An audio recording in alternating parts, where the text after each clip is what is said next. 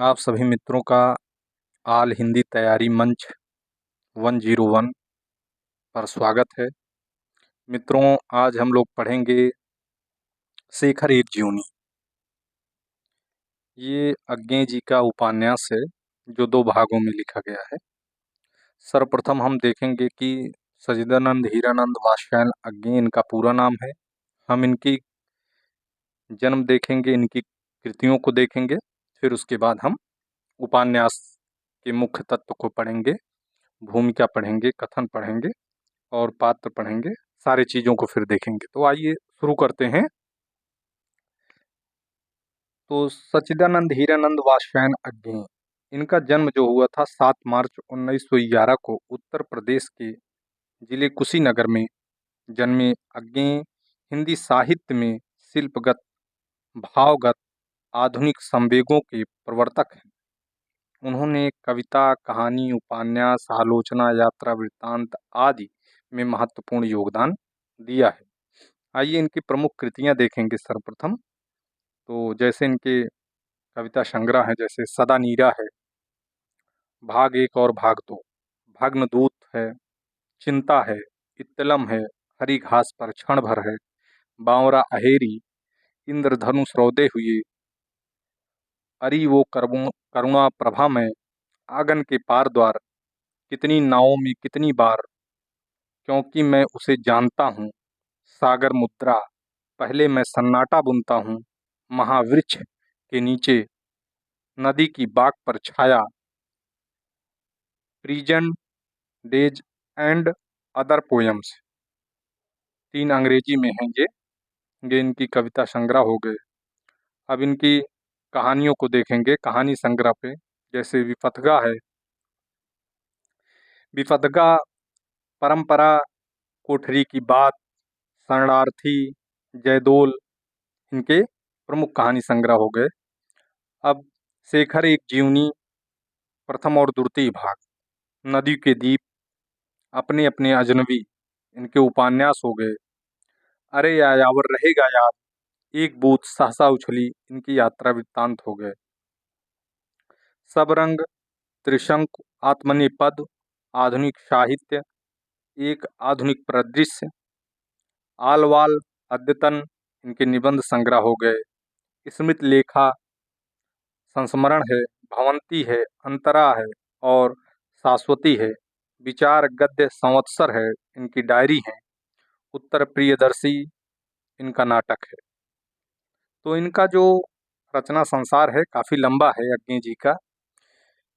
इन्होंने ढेर सारी पत्रों को भी संपादित किया है, जैसे सैनिक है, विशाल भारत है, इंडिया रेडियो में नौकरी भी ये करते थे। इलाहाबाद से प्रतीक पत्रिका भी प्रकाशित करते थे और दिनमान साप्ताहिक में भी इनका योगदान रहा है। नवभारत टाइम और अंग्रेजी में एक पत्र था और वाक इनके पत्र हैं। एवरी मैन्स वीकली इनका एक पत्र है जो इंग्लिश में था। तो ये इनके सब प्रमुख पत्र हो गए हैं। सैनिक है, विशाल भारत है, प्रतीक है, दिनमान है, नवभारत टाइम है, वाक है, एवरी मैन्स वीकली, इनके पत्र संग्रह हो गए। पत्रों का संपादन किए थे। अब आगे हम मित्रों देखेंगे कि उपन्यास पे सीधे आएंगे, ज़्यादा टाइम न लगाते हुए, कि अज्ञे 1911 देवरिया इनका जन्म था। शेखर एक जीवनी 1940 और 44 में लिखा गया है, 2 भागों में है। देखिए, कुंवर नारायण नारायण जी का एक ये कथन है कि अज्ञे की कृतियों में शेखर एक जीवनी का महत्वपूर्ण स्थान है, क्योंकि यह कृति न केवल अज्ञे को एक प्रमुख उपन्यासकार के रूप में स्थापित करती है, बल्कि आत्मकथात्मक शैली और मनोविश्लेषणात्मक पद्धति, 2 ऐसी प्रवृत्तियां सामने लाती है जो हिंदी में नई थी। पिछले उपन्यासों से शेखर इस अर्थ में भिन्न है कि उसमें व्यक्ति को भी माना है उतनी ही बड़ी विचारणीय समस्या माना गया है जितना प्रेमचंद युग में समाज को। ये कुंवर नारायण का कथन है। तो आप लोग इसको नोट डाउन कर लीजिए। तो आगे देखते हैं, शेखर एक जीवनी 2 भागों में है, जो कि मैं पहले बताया हूँ कि एक 1940 पहला भाग, दूसरा 1944 में प्रकाशित हुआ है। शेखर एक जीवनी अज्ञे की अपनी जीवनी है। इस पर वे कहते हैं कि मैं फिर कहता हूँ कि आत्मघटित ही आत्मानुभूत नहीं होता। मतलब कह रहे हैं कि जो अपने साथ घटित होता है वही आत्मानुभूति नहीं है, पर घटित भी आत्मानुभूत हो सकता है। दूसरे के ऊपर जो घटना घटती है वो भी आत्मानुभूत हो सकती है। ऐसा कौन कह रहे हैं? अज्ञे जी कह रहे हैं। तथापि मेरी अनुभूति और मेरी वेदना शेखर को अब सिंचित कर रही है। ये भूमिका में लिखा गया है, तो ये भूमिका से था। तो आगे देखते हैं कि शेखर में मेरापन कुछ अधिक है। शेखर निसंदेह एक व्यक्ति का अभिन्नतम निजी दस्तावेज है। ये भी भूमिका में है। इस उपन्यास का केंद्रीय पात्र शेखर है, जो मृत्यु से पूर्व अपने जीवन में घटित घटनाओं से साक्षात्कार करता हुआ फ्लैश रूप में सोच रहा है। फ्लैश रूप मतलब पूर्व दीप्ति शैली में, पीछे ब्लैक शैली में, जैसे कि उसने कहा था लिखी गई है, या निर्मल वर्मा की परिंदे कहानी लिखी गई है तो पूर्व दीप्ति शैली में, तो बस वैसे फ्लैशबैक में सोच रहा है। कौन? शेखर। इस उपन्यास का केंद्रीय पात्र शेखर है, जो मृत्यु से पूर्व अपने जीवन में घटित घटनाओं से साक्षात्कार करता हुआ फ्लैश रूप में सोच रहा है। शेखर एक जीवनी फ्लैशबैक शैली पूर्व दीप्ति में लिखा गया एक सशक्त और प्रौढ़ उपन्यास है। बहुत महत्वपूर्ण उपन्यास है शेखर एक जीवनी। इस उपन्यास पर रोमा रोला की पुस्तक जौ क्रिस्तोफ का स्पष्ट प्रभाव है। इसको अज्ञे ने माना है, स्वयं से अज्ञे ने इस बात को भी स्वीकार किया है कि इस पर रोमा रोला की जो पुस्तक है जौ क्रिस्तोफ, उसका स्पष्ट प्रभाव है, और अज्ञे ने इसको स्वीकार भी किया है। आलोचकों ने शेखर एक जीवनी की आलोचना प्रकाशमान पुच्छम तारा कहकर की है। आलोचकों ने शेखर एक जीवनी की आलोचना जो है प्रकाशमान पुच्छल तारा कहकर की है। तो ये भी क्वेश्चन बार बार पूछा जाता रहता है। यह एक मनोविश्लेषणवादी उपन्यास है। इस पर एडलर, फ्रायड, युंग जैसे पाश्चात्य मनोविश्लेषणवादियों का प्रभाव परिलक्षित होता है, अर्थात दिखाई देता है, इस पर पड़ा हुआ है। तो शेखर एक जीवनी के प्रथम भाग का नाम उत्थान है। यह 2 भागों में है, दोनों भागों में 4-4 खंड हैं, इसको भी नोट कराएंगे। शेखर एक जीवनी के प्रथम भाग का नाम उत्थान है। इसमें शेखर के कैशोर्य का विश्लेषण किया गया है। और शेखर एक जीवनी के दूसरे भाग का नाम संघर्ष है। इसमें शेखर के युवा काल की मानसिक स्थिति का अंकन किया गया है। दोनों भागों में 4-4 खंड हैं। पहले भाग के खंडों के नाम नोट करिए आप लोग। उषा और ईश्वर, उषा और ईश्वर, बीज और अंकुर। कह रहे हैं कि अगर दिन है तभी ईश्वर है, बीज है फिर अंकुर है तभी अंकुर है। हाँ, और प्रकृति है तभी पुरुष है। फिर आगे कहते हैं पुरुष और परिस्थिति। और यही लास्ट जो है, चौथे खंड का लास्ट वाला पुरुष और परिस्थिति, यही दूसरे खंड का जो पहला होता है पुरुष और परिस्थिति, दूसरे खंड को नोट करिए, पुरुष और परिस्थिति, बंधन और जिज्ञासा, शेखर और शशि, धागे रसिया और गुंझर। ये चारों, दोनों खंडों में 4-4 जो खंड हैं दोनों भागों के, इनके नाम हैं। तो फिर से एक बार देख लीजिए, उषा और ईश्वर, बीज और अंकुर, प्रकृति और पुरुष, पुरुष और परिस्थिति। दूसरे खंड में पुरुष और परिस्थिति, बंधन और जिज्ञासा, शेखर और शशि, धागे रस्सियां और गुंझर। ये इनके प्रमुख वो हो गए। तो मित्रों, शेखर की खोज अंततोगत्वा स्वतंत्रता की खोज है। यह शेखर के 17 वर्षों की कहानी है, जो विशेषता मद्रास, लाहौर, दिल्ली जैसे स्थानों से जुड़ी हुई है। मद्रास में शेखर इंटर करता है और लाहौर में जाकर बीए की पढ़ाई करता है और दिल्ली में जाकर क्रांतिकारी बन जाता है। ठीक है, ये इस उपन्यास में है। शेखर की खोज अंततोगत्वा स्वतंत्रता की खोज है। यह शेखर के 17 वर्षों की कहानी है, जो विशेषता जो विशेषता मद्रास, लाहौर और दिल्ली जैसे स्थानों से जुड़ी हुई है। जैसे मद्रास में इंटर की पढ़ाई करता है, लाहौर में बीए करता है और दिल्ली में क्रांतिकारी बन जाता है। स्वयं लेखक के शब्दों में कि शेखर घनीभूत वेदना की केवल एक रात में देखे हुए विजन को शब्दबद्ध करने का प्रयत्न है। ये भूमिका में लिखा गया है। इसकी भूमिका बहुत इंपॉर्टेंट है। वैसे समस्त पुस्तकों की भूमिका पढ़नी चाहिए, भूमिका से ही ज़्यादा क्वेश्चन आते हैं। अधिकतर भूमिका से देखा जाता है क्वेश्चन आ जाते हैं और हम लोग गलत कर देते हैं। तो मित्रों, भूमिका किसी भी पुस्तक को पढ़िए, लेकिन उसकी भूमिका जरूर पढ़िए। तो शेखर स्वयं के शब्दों में कह रहे हैं कि शेखर घनीभूत वेदना की केवल एक रात में देखे हुए विजन को शब्दबद्ध करने का प्रयत्न है।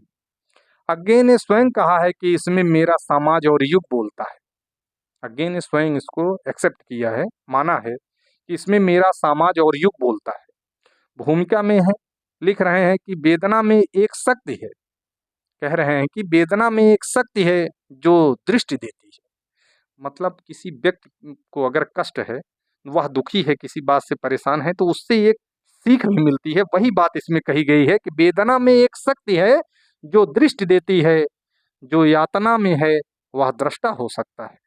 भूमिका से है। आगे देखिए कि संपूर्ण कथा के आधार पर स्पष्ट है कि शेखर का व्यक्तित्व विरोधाभासों से भरा हुआ है।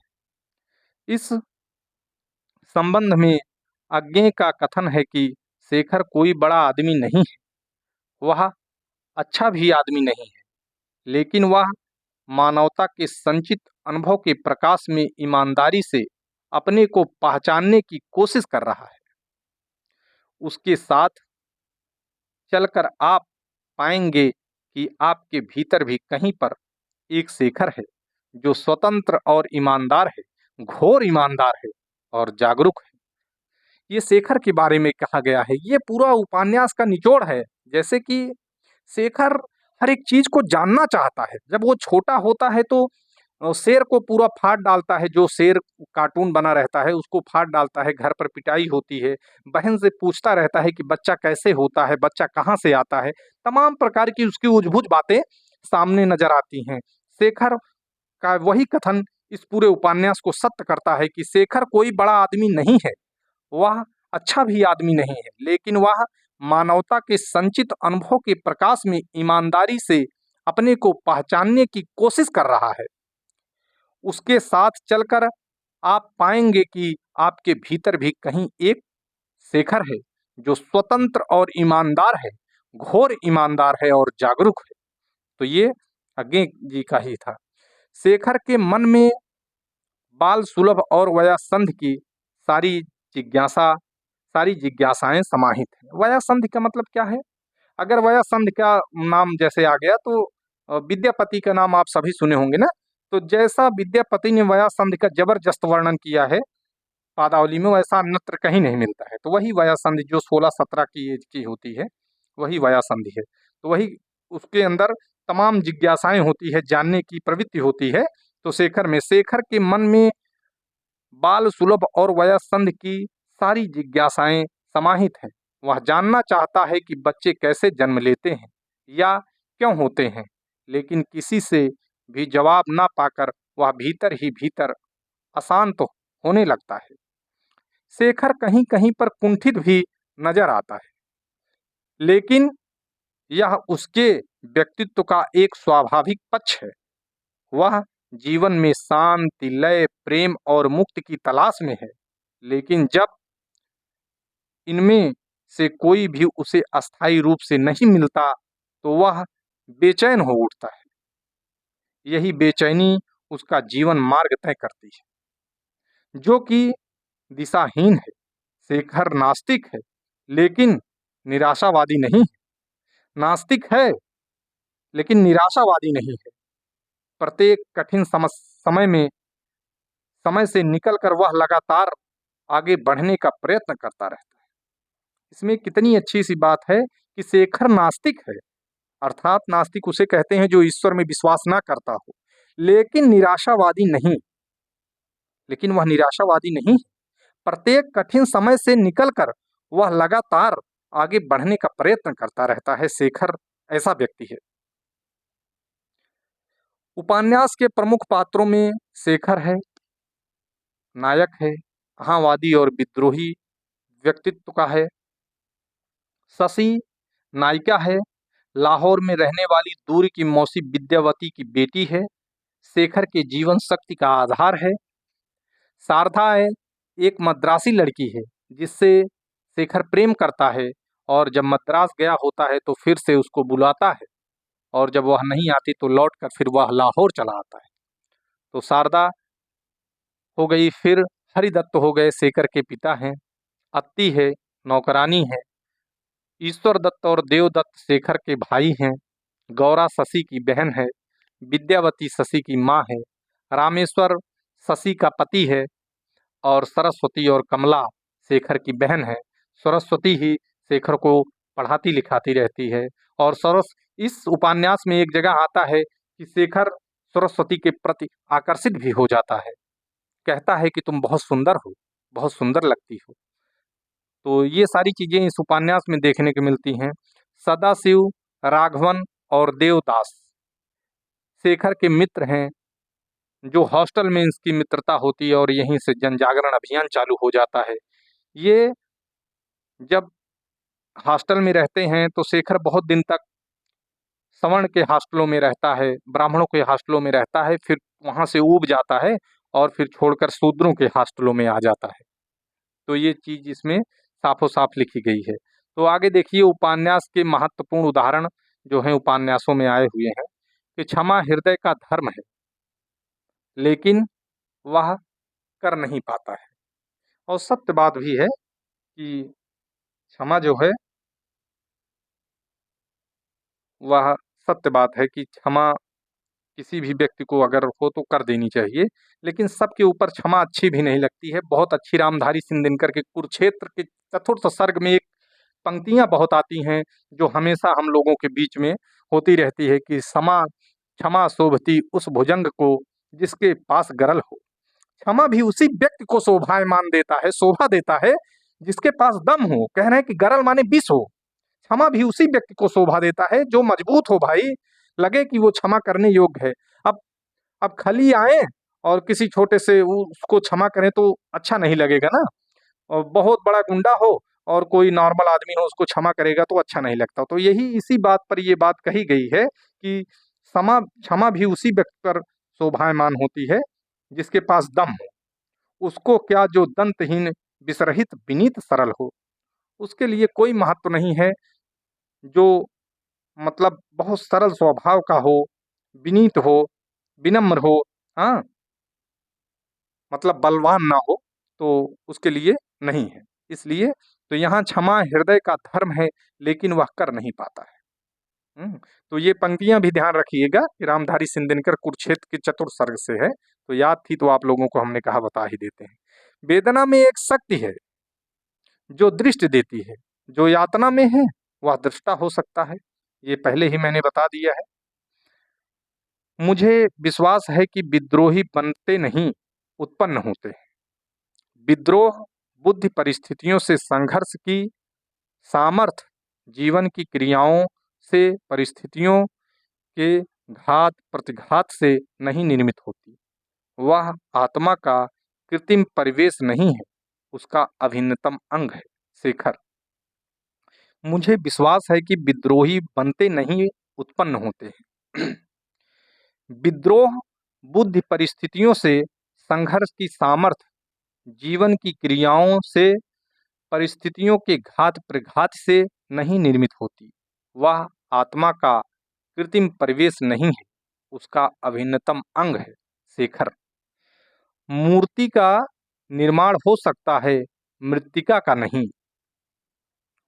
यातना भी एक उच्च कोटि का और बहुत पवित्र अस्त्र है। यातना भी एक उच्च कोटि का और बहुत पवित्र अस्त्र है। साहित्य का निर्माण मानो जीवित मृत्यु का आह्वान है। ये सारी पंक्तियां जो है शेखर एक जूनी में आई हुई हैं कि साहित्य का निर्माण मानो जीवित मृत्यु का आह्वान है। जब कोई आहत होकर शक्की होता है, तब संसार में शक से मुक्त कुछ नहीं रह जाता।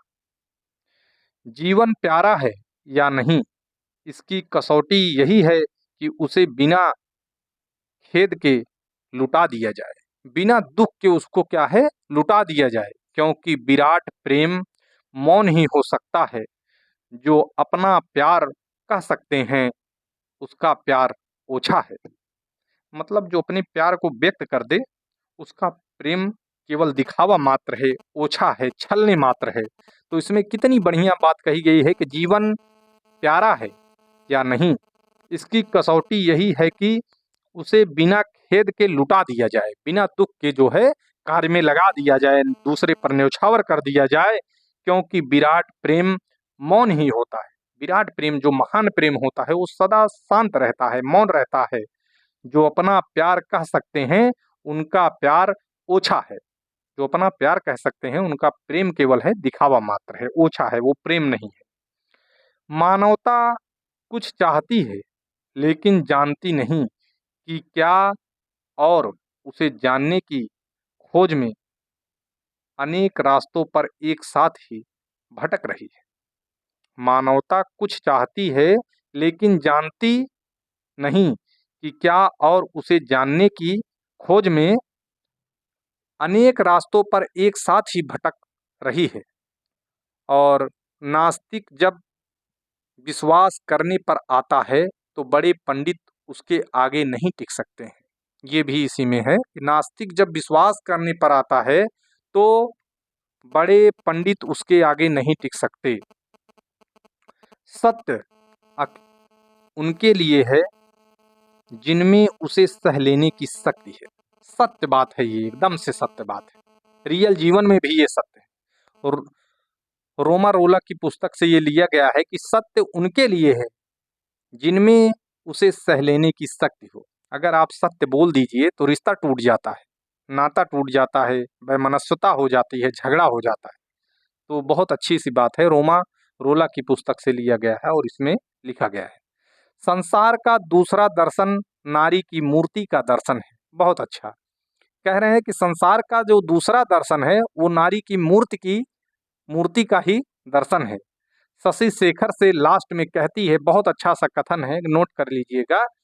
दुख उसी आत्मा को शुद्ध करता है जो उसे दूर करने की कोशिश करता है। शुद्धि दूसरे के साथ दुखी होने में नहीं, दूसरे के स्थान में दुखी होने में। कह रहे हैं कि दूसरे के स्थान में दुखी होने पर है। ये शशि शेखर से कहती है कि दुख उसी आत्मा को शुद्ध करता है जो उसे दूर करने की कोशिश करता है। शुद्धि दूसरे के साथ दुखी होने में नहीं, दूसरे के स्थान पर दुखी होने में। शशि का अंतिम कथन है कि इस पत्र में मैं प्यार की बात नहीं करूंगी। जो चला गया है उसका प्यार केवल वेदना है, और वेदना का काम है चुप रहना। मेरी इच्छा है कि तुम एक लेखक बनो। ये भी शशि का कथन है कि इस पत्र में मैं प्यार की बात नहीं करूंगी। जो चला गया है उसका प्यार केवल वेदना है, और वेदना का काम है चुप रहना। मेरी इच्छा है कि तुम एक लेखक बनो। मित्रों, हाइकू एक जापानी छंद है। इसके निर्माता अज्ञे जी हैं। 3 लाइन और 17 वर्णों में यह छंद होता है। मित्रों, अगर यह वीडियो अच्छी लगी हो तो लाइक करिए, शेयर करिए, सब्सक्राइब करिए। अगर चैनल सर्च करने पर ऑल हिंदी तैयारी मंच 101 से नहीं आता हो तो महिम चौरसिया नाम से भी सर्च करेंगे, तब भी आ जाएगा। आज के लिए बस इतना ही। धन्यवाद।